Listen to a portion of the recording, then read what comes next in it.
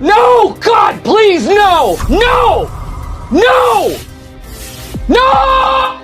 Casimero mapapalaban, Boss Toyo Salcedo kay Cuadro Alas, malaking vlogger ni Real Talk si Silver Voice of the People at Wonderboy Sureball na kay Inoue.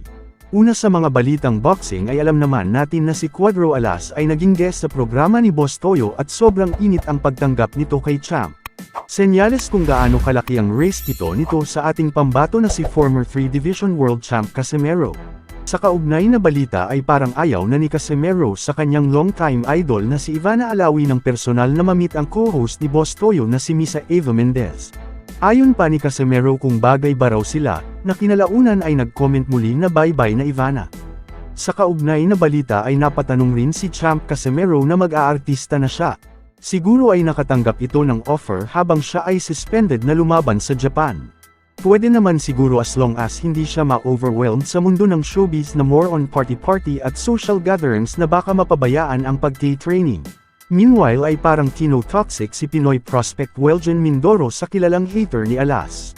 Dahil ating napag-alaman na sa pambihirang pagkakataon ay may isang content creator na si Handrap TV ang walang takot na ni Real Talk ang isang page na pinaniniwalaan ng mga commenters. Na pagmamay-ari ni Chitae ang Silver Voice of the People. Napansin rin siguro ng author yung usual na pagsasabong na madalas mabasa o marinig ng mga Casimero fans from malas ng Pinas doon sa kampo ni former 3 Division Champion Casimero. Banat ni Handrap na I quote, "Sa Pinas, may problema tayo na kahit ang mga boksingero na walang kinalaman at nananahimik lang ay idinadamay natin. Dahil sa mga post na tulad nito, nagkakaroon ng pangbabash at haters ang tao. Sa halip na mag-congratulate at itabi ang pansariling problema, bakit hindi natin irespeto ang mga boksingero? Huwag nating idamay ang kanilang pangalan para may paabot lang ang galit at inggit sa iba. Ang mga boxing fans naman ay sasagot para ipagtanggol ang kanilang idolo. At ang ending ay hindi na nirerespeto ang mga boksingero natin. Kung may galit kayo sa ibang tao, huwag nating idamay ang mga boksingero. Nanahimik sila, tapos magpo-post kayo ng ganito.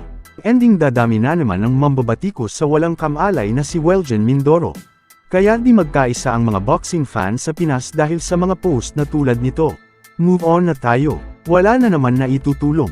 Sa ibang balita ay sabi ng mga anti-Casimero na si Joko Diaz raw ang dinudumog sa isang boxing event doon sa Batangas. Pero ang video ay hindi po nagsisinungaling at kayo na humusga kung sino ang nagsasabi ng totoo. At i-comment ninyo kung may Joko ba na nasa gilid ni Casimero. Sa huling balita na ngayon na kumpirmado na ang laban ni Monster Inoue kontra sa number 1 challenger ng IBF at WBO Super Bantamweight Division na si Sam Goodman. Ay sigurado na ang papalit sa spot ay si Pinoy unbeaten prospect Carl James Martin. Kaya sabi ng ibang mga fans na maghahanap ang kampo ni Wonderboy ng isang opponent na magbibigay sa kanya ng easy win para hindi mas ilat ang chance na mapalaban kay Naoya. Meanwhile para sa mga edad 18 years old and above na mahilig tumaya online ay you can earn as much as 12K bonus in your first deposit.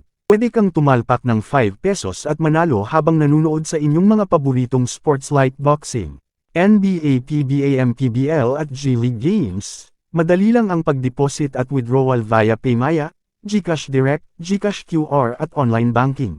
Please check comment section para sa pagrehistro at gamitin ang promo code.